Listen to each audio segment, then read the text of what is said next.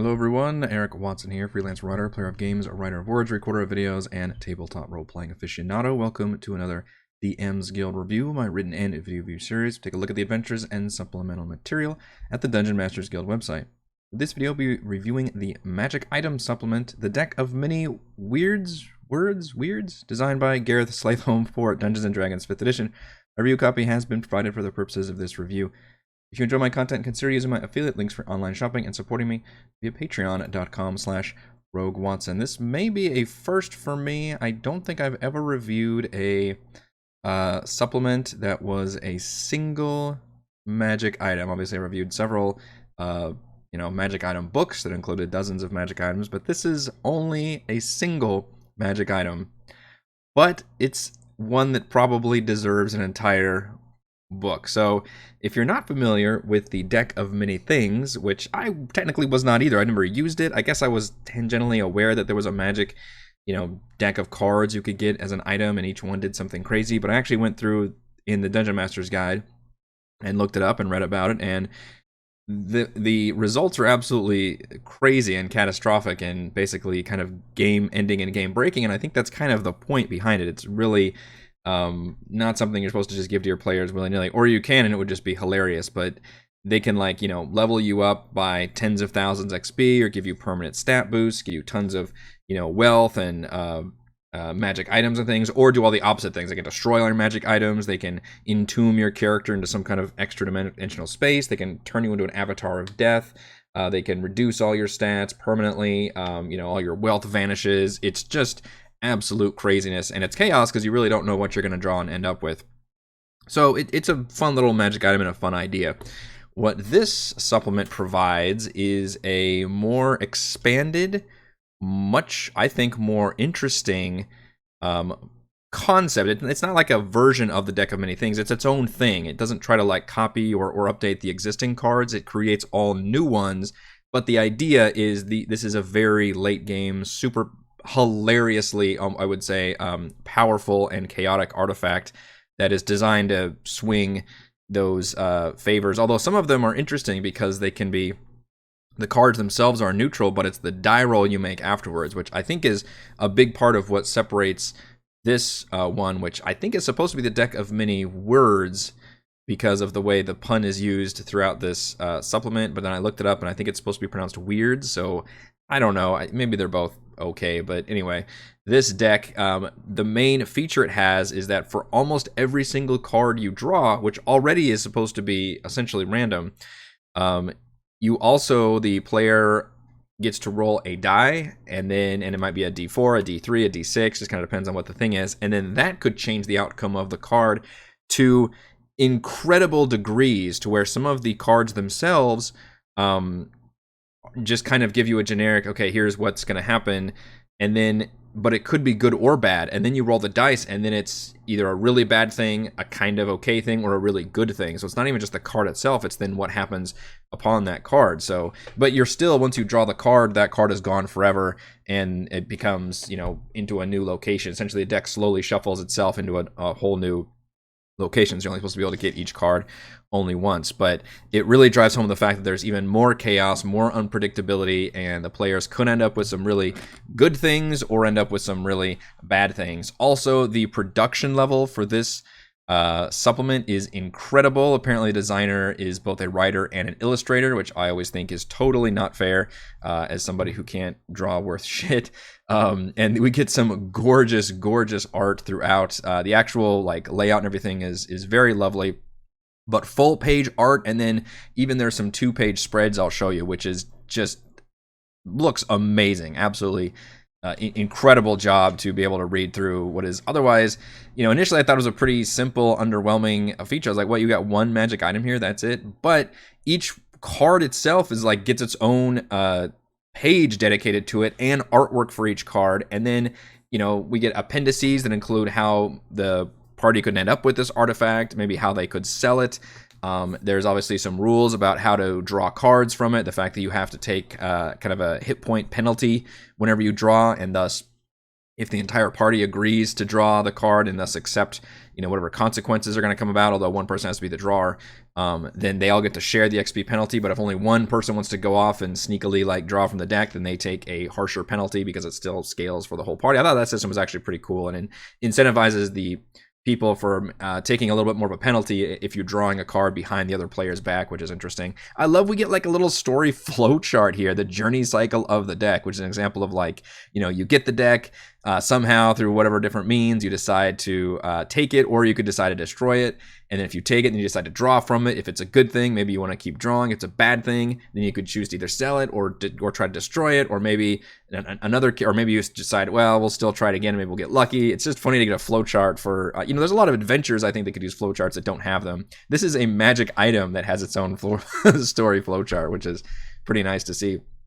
One of my few complaints is it does kind of jump into like the lore and some detailed information about this item, and I was kind of lost initially because I really needed some kind of just plain spoken synopsis or forward about, okay, this is just, we're talking about a single magic item here, here's how it works, without necessarily getting into the flowery language of the lore and real deep details about how everything works.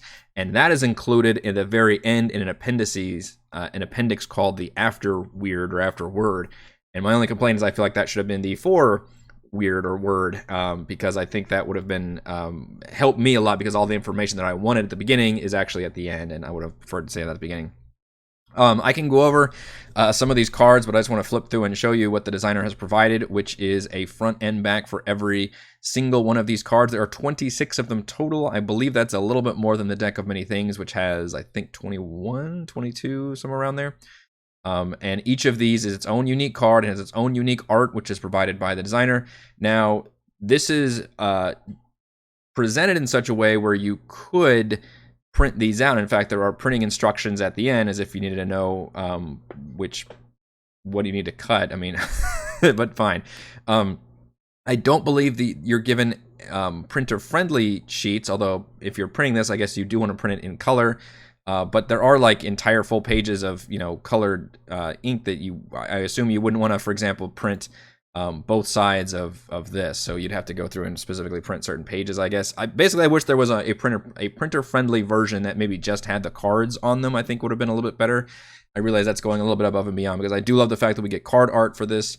And there's rules about, hey, if you don't want to print these cards, and you can use a normal deck of cards, or even, hey, you can roll dice if your players are really into dice and not into cards. Then here's the formula for what kind of dice you should use. It's a really cool offering, and it really helps sell this product to me, though, is the fact that the designer provided these actual cards, and the art, very much is a part of it. So when you draw, it does fully immerse you into what kind of situation you're in for, and then that teases, what the characters are going to end up having to do. So just as kind of a glance, I wrote them down instead of having to flip through them, but like an example of some of the good cards you could draw, which I think it mentioned somewhere, there's a fairly even distribution. I don't know if I can pull it up now, but maybe it's in the appendix. Oh no, here it is. 9 boon cards, 10 ambivalent fate cards, and 7 dark doom cards. So it seems like there's maybe a little bit more good than bad, so which is good because you want to incentivize people to draw them. But some of the ones that I think are neutral just mean that you draw the card itself, and then you get to roll the dice, and the dice determines if it's a good or bad thing, which is even more chaos, because drawing the card is already basically a chaotic action. It's because you don't really know what's going to happen. All right, so for an example, for the good ones, you can summon a flying mount for the party. You can gain free spells or cantrips. You can gain an entire ship, including on a natural 20, you end up getting an airship, which is all piloted by undead revenants. You can just gain a full level if you end up talking to a bunch of gods around a well, and if you answer truthfully and kindly while talking to them.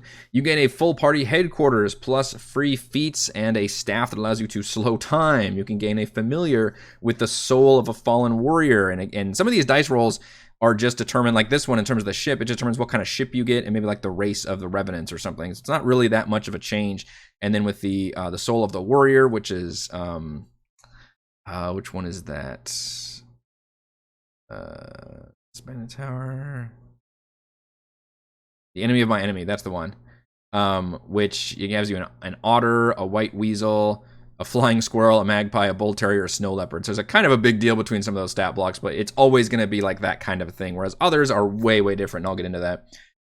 Those are like a lot of examples of the good ones, though. And then bad ones, a lot of these are kind of RP heavy, too, and you can tell that the fact that there's paragraphs and paragraphs to go with them, the designer really does like think through all of these situations and try to give the DM as much information and context as you can, but there is a little bit of buy-in where, you know, hey, you have to adapt your story to the thing that's happening from this card. You could owe someone a great debt, and examples again from the die roll that you maybe roll is like maybe it's a past crime you did, maybe it's a mistaken. The fact, you know, that you owe a debt is actually a mistake, but the people are still after you. Maybe you made a bargain with some kind of powerful creature or god. Assassins could hunt you down. In fact, there's a really funny one where like every time you roll a nat 20, like another assassin gets spawned in the world and comes after you. So it's almost like, oh damn it, I got a critical hit. You could temporarily lose uses of magic spells. And examples of ones where they're kind of both good and bad, which I think are the most interesting because they really do some interesting stuff here. Let's see if I can find, I didn't write down page numbers like a fool. Okay, this is an example, the God of Masks. This one lets you cast pure true polymorph, but the degrees to how successful that is, and it's kind of, this one's a little bit more nebulous, it's up to the DM and the player in terms of how well your polymorph actually works, versus maybe you'll have additional like uses or additional benefits from that polymorph based on this extra die roll you have to make. Although in this, you could also roll the dice and it just lets you speak with the dead, for example, by placing the mask on them. There's different versions of that one. Is this the UNT one? Yeah, the King of Serpents.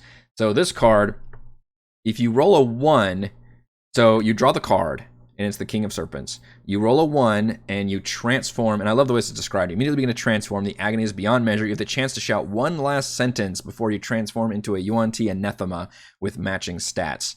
And the party, including you, need to roll initiative, and then you start making intelligence saving throws to determine whether you still have control of your character or not. And then basically it becomes this suddenly horrifying like boss battle between you and your party, essentially. And then you try to regain your composure. If you do make enough saves, then you get to choose your remaining form, or you can roll, and then you basically turn into another kind of Yuan-Ti, like a Pitmaster or a Nightmare, or even I think a Pureblood. That's all if you roll a 1, by the way, that happens.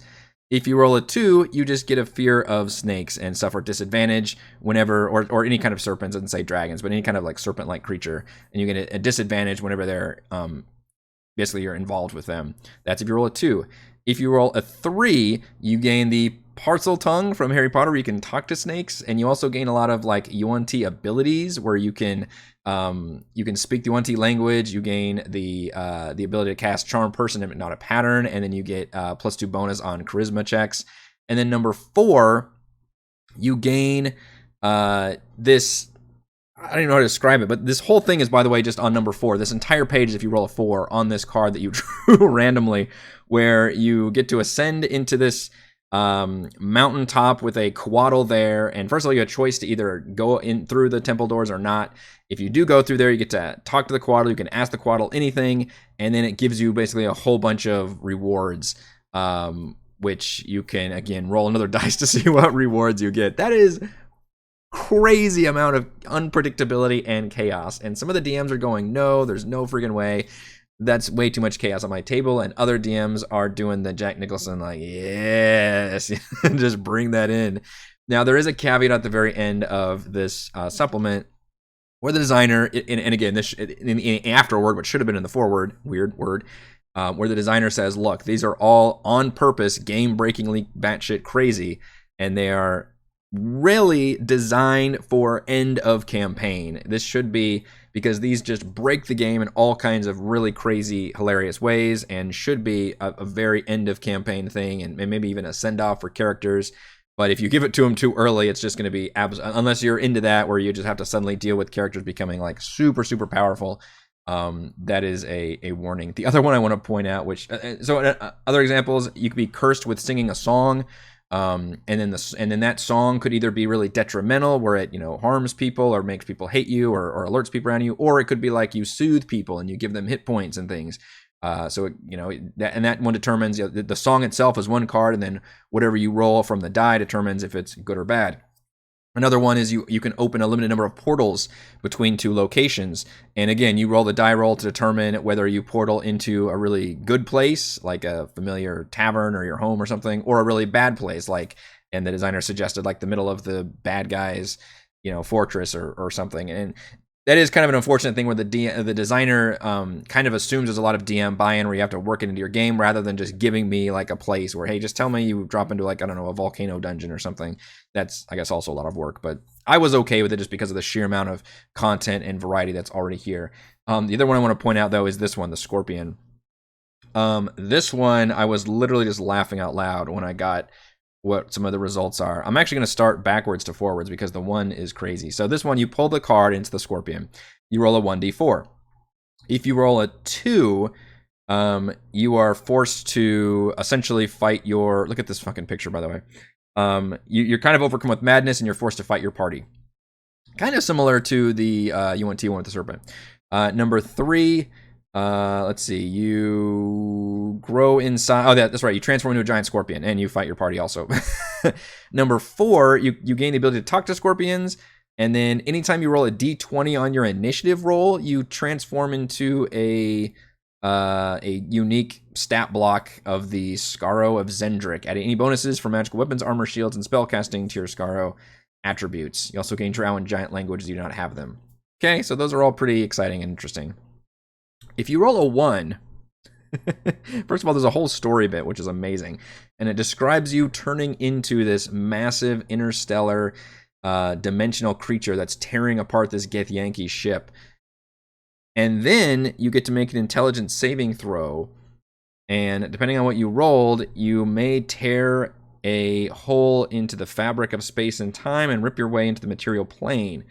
And you realize that if you roll a 1 on this card, you are transformed into an astral dreadnought, and you drop into the material plane, some place that's familiar to you, and immediately start wreaking havoc. But then you also eventually turn, because of the way you've gone into this world, you eventually like turn to stone, and you become like this giant, kind of similar to the end of Eternals in a way, where this bad thing's going to happen, but it just turns into stone, and and that's it. That's the end of your character, and you just become this giant, horrifying monument to this event that happened.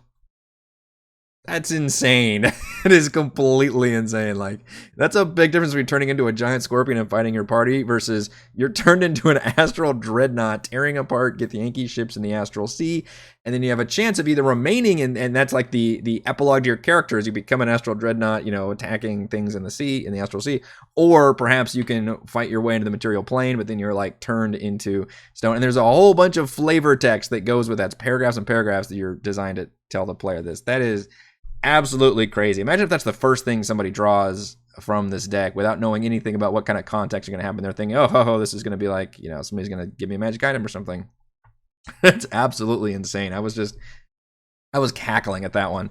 So that's a good example of the kind of absolute craziness that you will get here. That one is probably one of my favorite, just because I definitely did not see that coming. Obviously, the accompanying artwork is absolutely incredible. Not all of them are that crazy. Like I said, there's one of them that's just like you get a little familiar with the Soul of a Warrior that helps you along. But what I really appreciate is that all of them have those extra die rolls. This was already a pure chaos item where you're drawing cards, not knowing what you're going to get. And on top of that, you have the player's roll to then determine what kind of event actually happens. And some, like in the ones I just described, they go from, pretty good to like batshit insane. And others, they always stay pretty good, or others, they always stay pretty bad. And that kind of wraps it up with some really helpful appendices, or some, basically adventure hooks telling you maybe where you would find this deck. It could be, I really like the one where you find it in a ship at sea where the crew is completely gone, and there's just like in the middle of a table that clearly looks like they were all just there and were disappeared, and all you find is like that little deck of cards wrapped up. Or you could find it like the guts of a creature with a severed hand or something. It should always be like a really unique situation where you find the deck of cards. There's also rules on how to sell, maybe partial the cards. For example, if you've got, you've drawn a few cards and you've lost some of your party members, or things have gone very awry, then maybe you want to sell some of them. There's rules for that. And then also rules for just if you want to have somebody tell a fortune with them. Depending on where the cards end up, their magic won't necessarily go off, but you can just have it describe this little story, and then it kind of just says in case your players want to use it that way, or maybe just coming up with an excuse to use it differently. I think that's a really cool addition. All right, let's go over my pros and cons for the mini deck of Wyrds. Pros, almost every card features an additional die roll of incredibly varied outcomes. That is a huge benefit over the original deck of many things, where that one you just draw a card and that's what the card does. Where in this case, which weirdly it adds a lot of replayability, even though it doesn't need that, because once you draw a card, that card is done and it goes away forever. But it adds just even more chaos to an item that is already pure chaos, and I think that adds a lot to the fun for, I think, both DMs and players. Pro, it's got printable front and back card art for all 26 cards. Obviously a huge boon if you're actually going to use cards. I think I really like systems and mechanics that add something other than a dice roll into D&D, because I think dice are great, but we're rolling dice all the time, and just when you add that extra feature, I think it really makes that item particularly memorable and exciting. And there's, I don't know, the thing about drawing the card is just really cool. And obviously there are extra rules about, you know, if you don't want to use these actual cards, you can use a normal deck of cards or something. Pro, the appendices offer helpful information on finding and selling the deck, as well as fortune readings. Really brings home the, and it doesn't feel like padding either. It's actually really useful information to have. And pro, a gorgeous full page and a 2-page spread artwork throughout. Holy crap, this is a absolutely lovely looking supplement, and we're just spoiled rotten by having somebody that can provide this level of art for this product. Con, I did actually list as a con, the afterward section should have been the forward, because I was on, this is such good information right here. This, you know, is designed to be a campaign ending artifact, and this is how many decks it's got, and, you know, here's how this system works. Like, all that is great information. Put at the beginning. It needs to be the first, this needs to be the first thing that I read when I crack this thing open. Don't jump me into the lore. Don't, you know, make me get into the weeds of it too much at the beginning. Give me this information first, then you can jump into the lore, and then give me the mechanics of how everything works. That is a little bit of an organizational, it's a minor complaint in the grand scheme of things, but it was enough for me to put as a con. Final verdict, when you love powerful and chaotic magic items but find the deck of many things a bit too boring, the Weird deck of many Wyrds provides dozens of game-breakingly awesome effects that will delight, terrify, and leave lasting impressions to everyone at the table. Thank you to all of you for watching this video review. You can see my written review at roguewatson.com. You can watch more reviews and follow our own D&D adventures here on my YouTube channel, and you can support my work at patreon.com/RogueWatson. Shoutouts to Platinum patrons: Joe, Will, Thomas, Adam, Stan, William, I'm Loud, Kyle, Brandon, Genocider, David, Eclectic, Roleplayer, Roll, Lindsay, and Christopher. And gold patrons: RPG, Papercrafts, Pretty Boy, and Yuma, Marcus, Dead Lizard, Lounge, Sam, Lumpy Spuds, Jerome, Nathan, Fast Like a Tortoise, and Scott. Thank you all very much for your support.